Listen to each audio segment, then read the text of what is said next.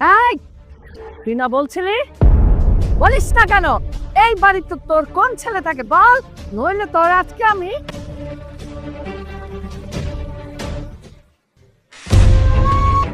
দাঁড়ান, উনি আমার বাবা।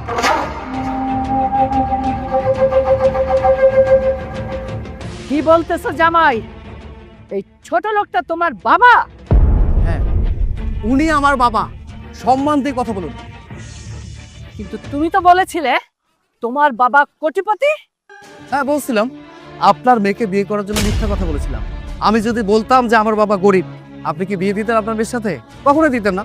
তাই তো একটু ইনে বিনে মিথ্যা কথা বলেছি আপনার মেয়েকে পাওয়ার জন্য, এই আর কি। তোমার সাথে এই বিষয়ে আমি পরে আলোচনা করছি।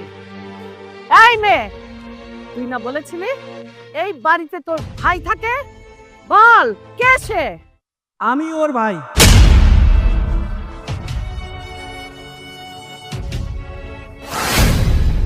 কি বলছো ছোট জামাই? ও তোমার বোন হতে যাবে কেন? ওকে তো দেখতে একেবারে কাজের মেয়ের মতো। বোন আবার কিভাবে হয়? আমি যে মায়ের গর্ভে ছিলাম, ও সেই একই মায়ের গর্ভে ছিল। এভাবেই সে আমার বোন। ও, আমি তো পাগল হয়ে যাব। তাইলে কি শাশুড়ি আম্মা বাঘ লাগাতে খবর দিব? এই চুপ, একদম চুপ। আজকেই তোরা আমার বাড়ি থেকে বের হয়ে যাবি। আজকের পর থেকে তোদের সাথে আমার কোনো সম্পর্ক নাই। এটা কি করে হয় বলো তো মা? আমি আমার স্বামীর বিয়ে করাবো, আর আমি আমার স্বামীকে কোথাও যেতে দেবো না এই বাড়িতে। হ্যাঁ, আমি আমার জামাইকে কোথাও যেতে দেবো না, আর এটাই আমার শেষ কথা। আর শোনো মা, এই বাড়িতে যদি আমার স্বামীর কোনো জায়গা না হয়, তাহলে এই বাড়িতে আমারও কোনো থাকার দরকার নেই। হ্যাঁ, আমারও জায়গার দরকার নেই, কারণ স্বামী ছাড়া মেয়েদের আপন কেউ হয় না।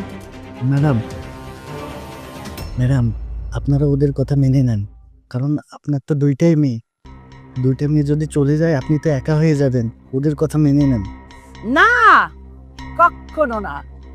আমি ওদেরকে এই বাড়িতে রাখবো না। ওরা চলে যাবে মানে চলে যাবে। তাহলে আর কি করার মা? আমিও তো তোমারই মেয়ে, তোমার মতোই একরোখা। আমারও একটাই কথা, আমার স্বামী যদি এই বাড়িতে না থাকে, তাহলে এই বাড়িতে আমিও থাকবো। আমিও। ম্যাডাম, একটু বোঝার চেষ্টা করেন। আমি জানি আপনি আপনার দুই মেয়ে ছাড়া থাকতে পারবেন না। ঠিক আছে, আমি আমার মেয়ে আর মেয়ের জামাইদের মেনে নেব, কিন্তু এই ফকির আর এই ফকিরনি, এই দুইটাকে আমি মেনে নেব না। ওদের চলে যেতে বল।